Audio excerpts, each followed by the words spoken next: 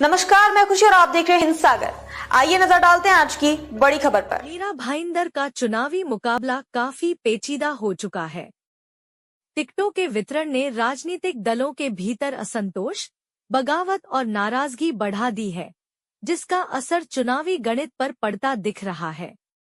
BJP का गढ़ माने जाने वाले मीरा भाईंदर में परिवहन मंत्री प्रताप सरनाईक के नेतृत्व में शिवसेना शिंदे गुट ने मजबूत चुनौती पेश की है। ऐसे में बीजेपी द्वारा उम्मीदवारों के चयन और टिकटों के वितरण पर सवाल उठ रहे हैं। स्थानीय कार्यकर्ताओं की नाराजगी जनता में उजागर हो रही है। विगत चुनावों में बीजेपी ने 61 सीटें जीती थी।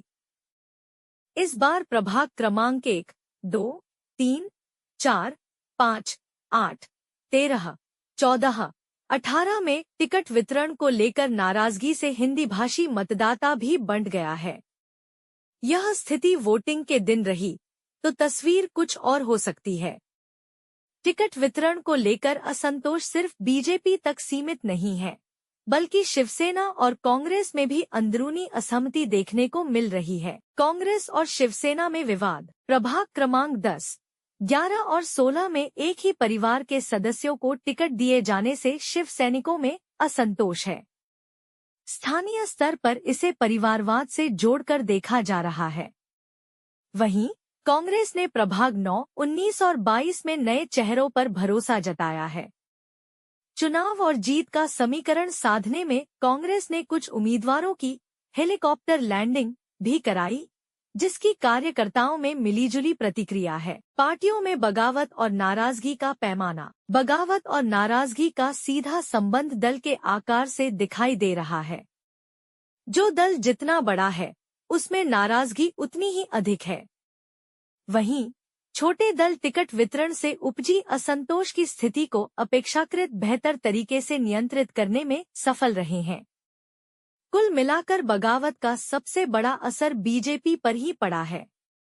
बीजेपी के बागी उम्मीदवार ही कई प्रभागों में जीत का समीकरण बनाने या बिगाड़ने की निर्णायक भूमिका में दिखाई दे रहे हैं। चुनावी मैदान में डॉक्टर इंजीनियर के साथ तीसरी पांचवी पास भी डटे। विकास से दूर रहे भिवंडी शहर के कायाकल्प के लिए इस बार मनपा चुनाव में ग्रेजुएट उम्मीदवारों के साथ साथ डॉक्टर एवं इंजीनियर और वकील भी चुनाव मैदान में उतरे हैं।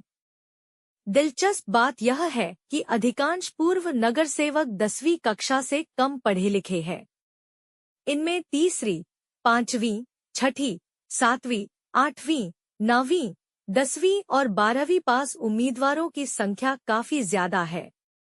ये सभी कैंडिडेट शहर के विकास कार्यों के नाम पर मतदाताओं से वोट मांग रहे हैं। एमबीएमसी में विकास का कांग्रेसी रोड मैप। कांग्रेस ने मीरा भाईंदर मनपा चुनाव के लिए घोषणा पत्र जारी किया।